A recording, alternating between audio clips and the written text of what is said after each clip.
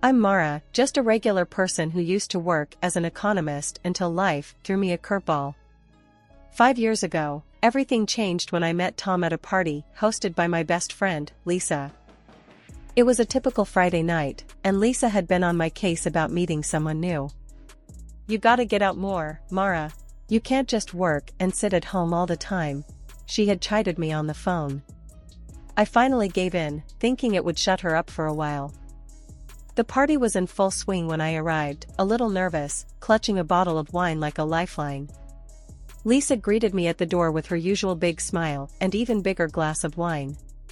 "Mara, you made it. Come on, I want you to meet someone," she said, dragging me through the crowd before I could even catch my breath. That's when I first saw Tom. He was leaning against the kitchen counter, beer in hand, laughing loudly at something on his phone. Lisa introduced us, and his smile shifted my way, lighting up his face. "Hey, I'm Tom. Lisa's told me a lot about you." "Hopefully, all good things," I replied, trying to sound lighthearted. "Only the best," he shot back, giving me a wink that made me blush. We got to talking, and I was surprised at how easy it was to chat with him. He worked in logistics for a transport company and seemed to know a lot about a lot of things. He was confident, maybe too confident, but it was kind of refreshing. Later in the evening, we found ourselves sitting on Lisa's porch, away from the noise. "So, why has a catch like you been hiding?" Tom asked, a cheeky grin on his face. "I'm not hiding. Just busy with work and stuff," I said, fumbling with my words a bit. "Too busy for a date with me?" he teased, not missing a beat. I laughed, a real laugh, not the polite kind you do out of courtesy. "I suppose I could make some time." "That's what I wanted to hear," Tom said, clinking his beer bottle against my wine glass.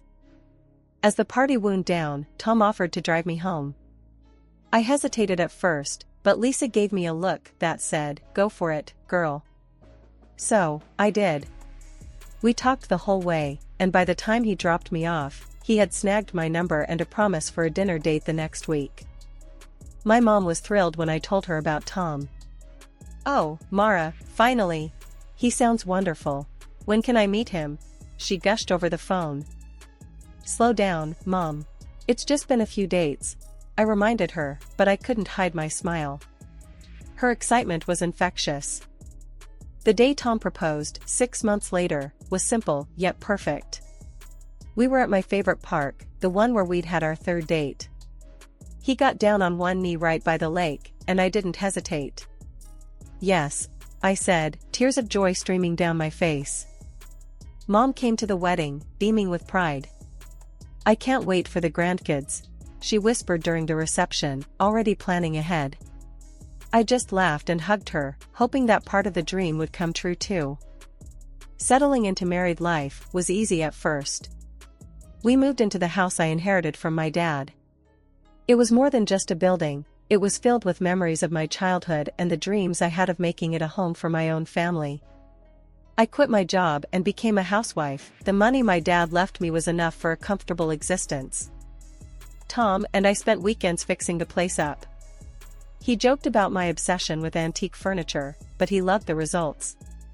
"Our home," he would say, wrapping his arms around me as we admired our work.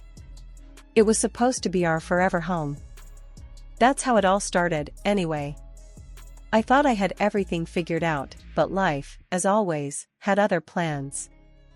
After the honeymoon phase of our marriage began to fade, Tom and I found ourselves face to face with reality. Trying to start a family wasn't as straightforward as we'd hoped. Month after month, disappointment greeted us, and each negative test weighed heavily on us, especially on me. Tom's patience was wearing thin. One evening, after another failed attempt, he exploded. "I just don't get it, Mara. What's the problem? Why isn't this working?" he shouted, slamming his fist on the kitchen table so hard that the plates rattled. I was stirring the soup on the stove, trying to keep my composure. "The doctor said these things take time, Tom. We just need to be patient," I replied, my voice trembling a bit from the tension. "Patient? We've been patient for over a year now. I'm sick of waiting." His voice was raw with frustration. I poured the soup into bowls, my hands shaking. I'm doing everything I can, I said quietly, avoiding his gaze. Yeah? Well, maybe it's not enough. He stormed out of the kitchen, leaving me alone with my thoughts and the echo of his words. The next day, Tom apologized for his outburst, but the cycle of hope and disappointment continued, each cycle chipping away at the love and warmth we once shared. Our weekends transformed from cozy time spent together to silent meals and even quieter evenings. One Saturday, as I was trying out a new recipe I learned in a cooking class, Tom walked into the kitchen. He watched me for a moment before speaking. "That smells good. Learning anything new?" he asked, his tone light, trying to make conversation. "Yeah, it's a new recipe from the cooking class. Thought I'd try it out," I responded, focusing on chopping vegetables rather than meeting his eyes. "Great, another dish for the two of us." "It's always just the two of us, isn't it?" His words stung, and I could hear the bitterness seeping in. I stopped chopping, placing the knife down with a clatter. "What do you want me to say, Tom? I'm trying here. It's not like I don't want a family." We sat down to eat the meal I prepared in silence. It was good, but the air between us was thick with unspoken words and buried frustrations. As the months rolled on, the pressure only grew. Conversations about the future became minefields, and Tom often retreated into his work, coming home late, leaving early, and growing more distant. I tried to fill my days with activities, keeping the house immaculate, hoping somehow that would fix things. One evening, while Tom was working late again, I called Lisa for some support. "Hey, Mara, how's it going?" Lisa's voice was a welcome sound. "Not great, Lise. It's just hard right now. I feel like I'm living with a stranger," I confessed, sinking into the couch. "Oh, Mara, I'm so sorry. Anything I can do?" "Just talking helps," I said, tears threatening to spill. "I miss him, Lisa. I miss us." "I know, hon, but you guys are strong. You'll get through this. Maybe see a counselor? It might help to talk to someone neutral." "Yeah, maybe," I murmured, not convinced, but willing to try anything to regain some semblance of the life we once dreamed of. Lately, I've been feeling off, like my body's running on empty. No matter how much I sleep, I wake up tired. It's been going on for a while, and it's getting worse, not better. I tried talking to Tom about it, thinking he'd want to help, or at least understand. "Tom, I'm really struggling here.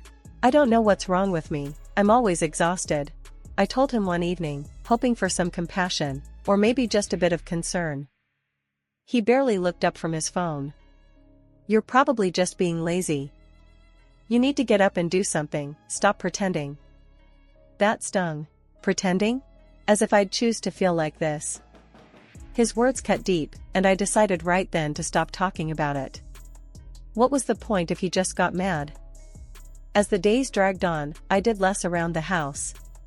Cooking and cleaning took all the energy I didn't have. Every task felt like climbing a mountain. Tom noticed, all right, and he wasn't happy. "Why is this place such a mess, Mara? What have you been doing all day?" He'd snap as soon as he walked through the door, his tone getting harsher with each passing week. I tried to explain, again, hoping maybe this time he'd get it. "Tom, I told you, I'm not feeling well. I can barely get off the couch most days."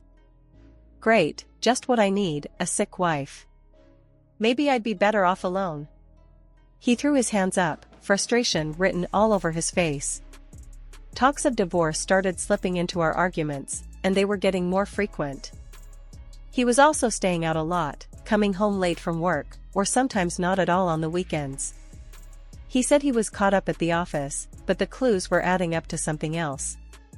There was the smell of unfamiliar perfume when he came home, the secretive texts I'd catch glimpses of when he thought I wasn't looking. It was like he wasn't even trying to hide it anymore. I should have confronted him, maybe thrown a fit, or dug deeper into those late-night texts.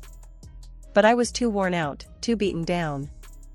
One night, he came home late, reeking of that same perfume. He was humming some tune, almost happy. It was like he didn't care if I knew. I couldn't hold it back any longer. "You smell like perfume, Tom.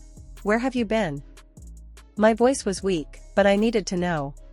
He froze, then shrugged, brushing it off like it was nothing. "Oh, that? It's probably just from someone at the office. We had a late meeting." "A meeting, right. You expect me to believe that?" I was too tired to yell, too tired to fight, but I let the suspicion hang in the air between us. "What do you want me to say, Mara?" "You're always too tired, too sick. Maybe think about that before you start accusing me of things." His dismissive tone was like a slap in the face. One quiet afternoon, when Tom was supposedly at another one of his endless work meetings, I mustered up the energy to tidy up a bit. It was one of my better days, though better lately just meant I could get out of bed without feeling like I might pass out.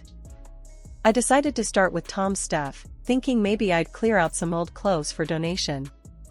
That's when I stumbled upon something I never expected. Hidden in the back of his drawer, under a pile of seldom-worn dress shirts, was a small bottle. Curious, I picked it up and examined it. Male contraceptive pills. My heart sank. Why would Tom have these? We had been trying, well, I thought we were trying to have a baby. I felt the room spin as the implications hit me like a freight train.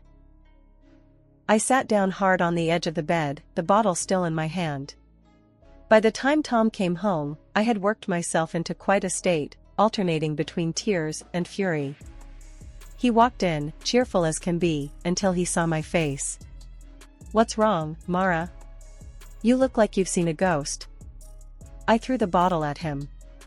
It hit the wall next to where he stood and fell to the floor. "Care to explain this?" My voice was shaking, but I managed to keep it loud enough. Tom picked up the bottle, his face a mix of confusion and then a smirk. "Oh, that? Look, Mara, I didn't want to say it outright, but yeah, I've been taking these. I realized I don't want kids. At least not with you." His words felt like a punch in the gut. "You what? All this time, you let me think the problem was me?" He shrugged, his smirk turning into a full-on laugh. "Well, it wasn't a problem for me until now. I guess you finally caught on." I felt a rush of anger and clarity. "I want a divorce, Tom." He raised his eyebrows, almost relieved. "Fine by me. But we'll be splitting everything, right? The house, the cars, all of it." I couldn't help but laugh, even though my heart was pounding and my health was wavering. "Actually, Tom, everything we have was bought with the money my dad left me. It's all in my name. You won't get a cent." Tom's face turned red, his anger boiling over. "You think you can keep it all? I'll take you to court. I'll sue you for every damn thing you own." As we argued, my vision started to blur, and a wave of dizziness overwhelmed me. I felt the room spinning faster, and before I could grasp onto something, everything went black. When I came to, the room was spinning, and I could hear faint voices in the background. My vision was blurry, but I could make out two figures in the kitchen. My heart pounded as I strained to hear what was being said. It was Tom's voice, and he wasn't alone. "Just need to be patient a bit longer," I heard a woman's voice say, low and urgent. "Everything will fall into place once she's out of the picture." Tom's reply was a hushed, anxious whisper. "Are you sure this is going to work? It feels risky, and if anyone finds out." "Will you relax? I've got it covered. I know what I'm doing," she snapped back. The confidence in her tone was chilling. "The meds are untraceable, they'll just think her body gave out.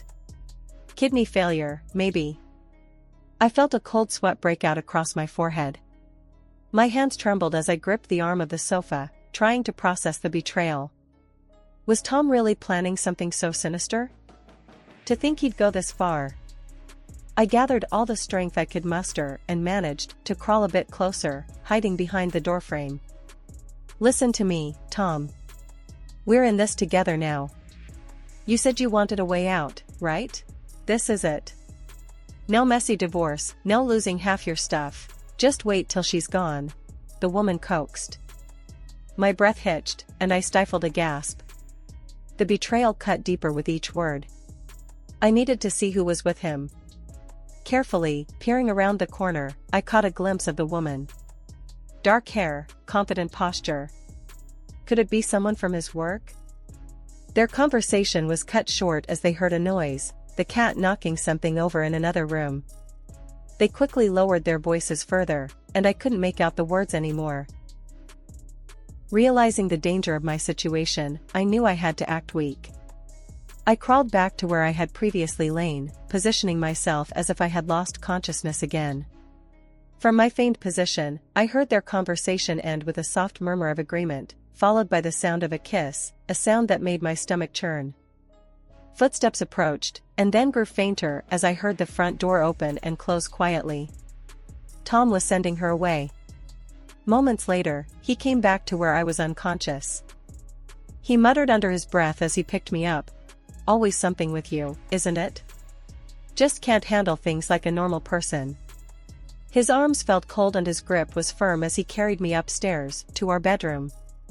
The physical closeness, once a source of comfort, now felt threatening, but I kept my breathing even, pretending to be out cold. Gently, he laid me on the bed. I could feel his presence lingering as if he was assessing if I truly was out. After a moment, I heard him sigh heavily and then the sound of his footsteps retreating. The bedroom door clicked shut, leaving me alone in the darkness. The next morning, Tom's whole demeanor changed. He woke me up with breakfast in bed, something he hadn't done in months, and his face was lined with a softness I hadn't seen in a long time. "Mara, I'm really sorry about everything," he said, his voice gentle, almost careful. "I've been a jerk, and I shouldn't have pushed you so hard. Please, let's not talk about divorce anymore. I love you, more than anything." Hearing him say that, after everything I'd overheard, felt surreal. I nodded, keeping my face neutral. "Okay, Tom, we can try to work things out," I said, my voice barely above a whisper. His relief was palpable, and he kissed my forehead before getting ready for work. "I'll do better, you'll see," he promised as he left. As soon as the door shut behind him, my act dropped. I grabbed my phone and called my mom. "Mom, I need you to come here. It's urgent," I said as soon as she picked up. Her voice was laced with immediate concern. "What's wrong, Mara? You sound upset." "It's Tom. I can't explain everything over the phone, but it's bad. I need you here," I managed to say, trying to keep my voice steady. Without hesitation, she responded, "I'm booking the next flight out. I'll be there as soon as I can, sweetheart." It took 2 agonizing days for her to arrive. When she did, I spilled everything: the overheard conversation, my sudden health issues, my fears about being poisoned. Hearing it all out loud made it even more terrifying, but Mom was my rock. "Oh, Mara," she sighed, her eyes welling up with worry. "We need to get you to a hospital, right now." At the hospital, I relayed my symptoms and suspicions to the doctor, who listened intently and immediately ordered a series of tests. Waiting for the results was excruciating, but finally, the doctor returned with a grave expression. "We found a potent substance in your bloodstream that's consistent with your symptoms. It's typically used in medications to manage severe conditions, but taken without need, it can be extremely harmful," he explained. My heart sank. I haven't been taking any medications. That means... Mom gripped my hand tightly, her lips set in a thin line. "It means Tom has been giving it to you, doesn't it? We suspected, but now we know." The doctor nodded grimly. "Given the situation, I've taken the liberty of informing the police. They are concerned about your safety and suggest a plan to catch your husband red-handed." I was hesitant, the danger feeling all too real. "You mean, pretend like I don't know anything? Let him think he's still fooling me?" "That's the idea. It's the best way to ensure we catch him without him altering his behavior too soon," the officer who had joined explained. After a deep breath, feeling the weight of my decision, I agreed.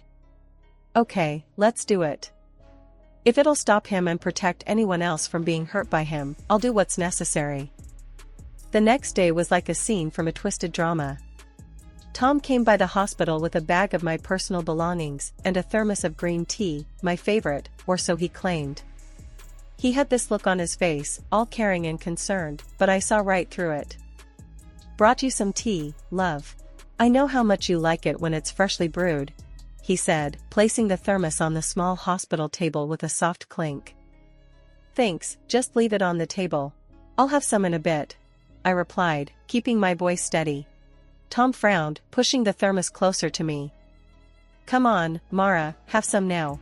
It'll warm you up," he insisted, his voice taking on a pressing tone. I shook my head slightly. "Later, Tom.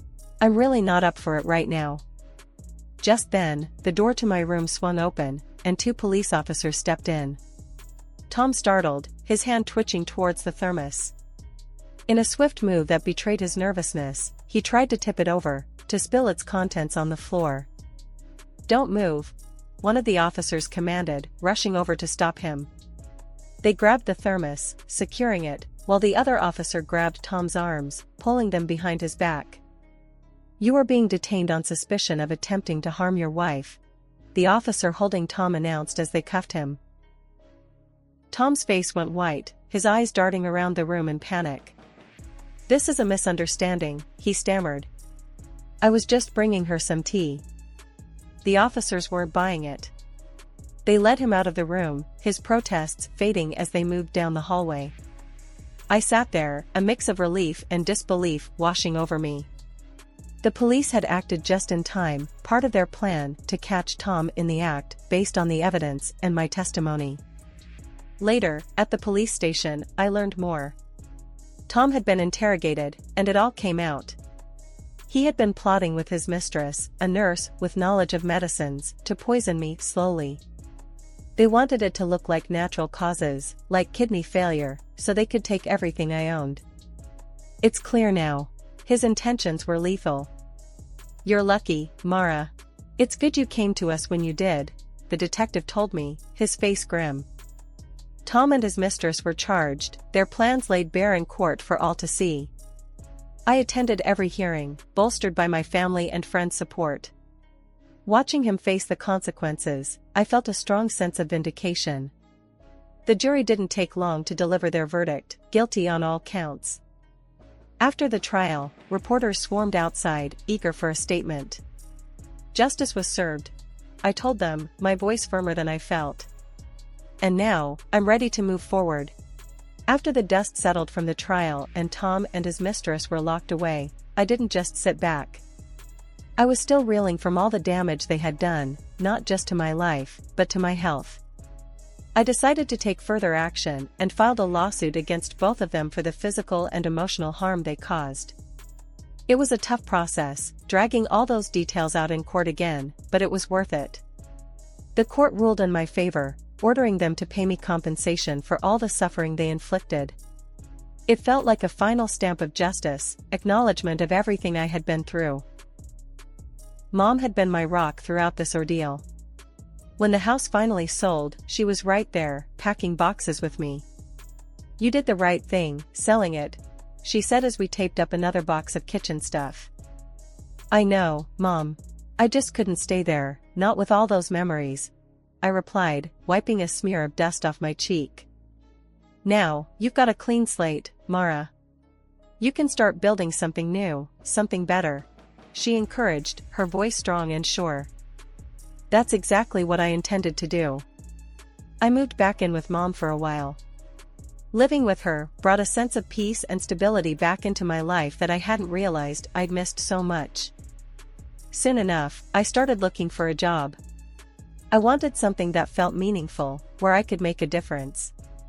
That's when I found the opening at a charity organization that helped people who were struggling through tough times. It seemed like a perfect fit, a way to use my ordeal to help others. I landed the job after a heartfelt interview where I shared part of my story. "We're really glad to have you on board, Mara. Your experience and strength are going to be invaluable here," my new boss, Janet, told me on my first day. "Thanks, Janet. I'm ready to get started. I want to help people find their way out of dark places. I responded, feeling a surge of purpose. Work was challenging, but incredibly rewarding. Every day felt like I was making a difference, giving back some of the help and support I'd received from people like Lisa and Mom during my darkest days.